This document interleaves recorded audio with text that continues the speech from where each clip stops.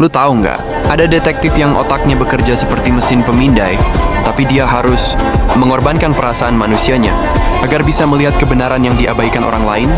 Namanya Sherlock Holmes, pria yang membuktikan bahwa ketidaktahuan terkadang adalah berkah yang tidak dia miliki.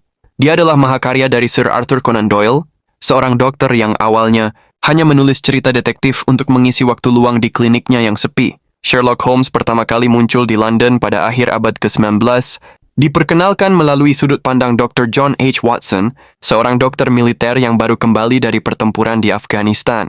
Watson terluka dalam kejadian itu, dia kehabisan uang, dan mencari tempat tinggal murah. Lewat perkenalan seorang kenalan, Watson bertemu seorang pria bernama Sherlock Holmes, yang juga sedang mencari teman sekamar. Mereka akhirnya tinggal bersama di kamar 221B Baker Street. Sejak awal Watson menyadari bahwa Holmes bukan orang biasa. Holmes punya kebiasaan yang tidak biasa. Holmes memiliki pengetahuan yang sangat luas tapi selektif, dan kemampuan observasi yang luar biasa. Dia bisa menebak profesi, kebiasaan, bahkan masa lalu seseorang hanya dari detail kecil.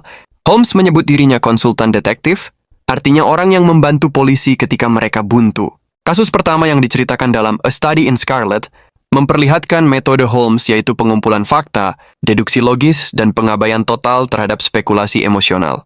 Watson terkejut melihat bagaimana Holmes bekerja tanpa intuisi atau perasaan, hanya dengan logika.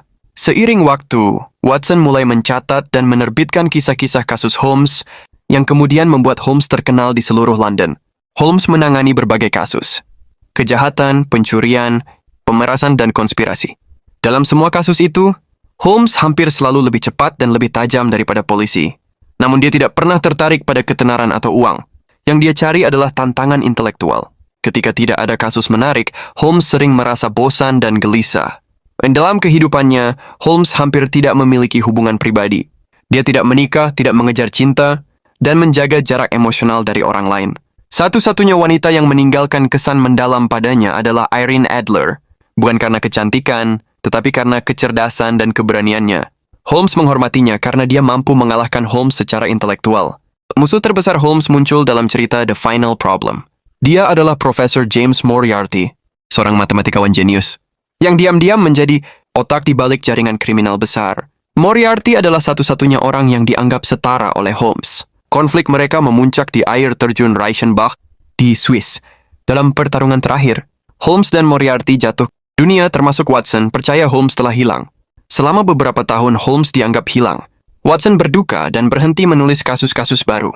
Namun kemudian terungkap bahwa Holmes memalsukan kematiannya untuk menghancurkan sisa jaringan Moriarty tanpa gangguan. Holmes kembali dalam cerita The Empty House, mengejutkan Watson dan dunia. Setelah kembali, Holmes melanjutkan pekerjaannya sebagai detektif selama beberapa tahun. Namun seiring bertambahnya usia, dia mulai mengurangi aktivitasnya. Dalam cerita terakhir yang berkaitan dengan masa depan Holmes, diceritakan bahwa dia pensiun ke Sussex, hidup tenang sebagai peternak lebah, dan penulis buku tentang perlebahan. Holmes tidak pernah berubah secara emosional. Dia tetap dingin, rasional, dan terpisah dari kehidupan sosial biasa. Tapi kontribusinya bertahan lama. Metode deduksinya menjadi dasar genre detektif modern.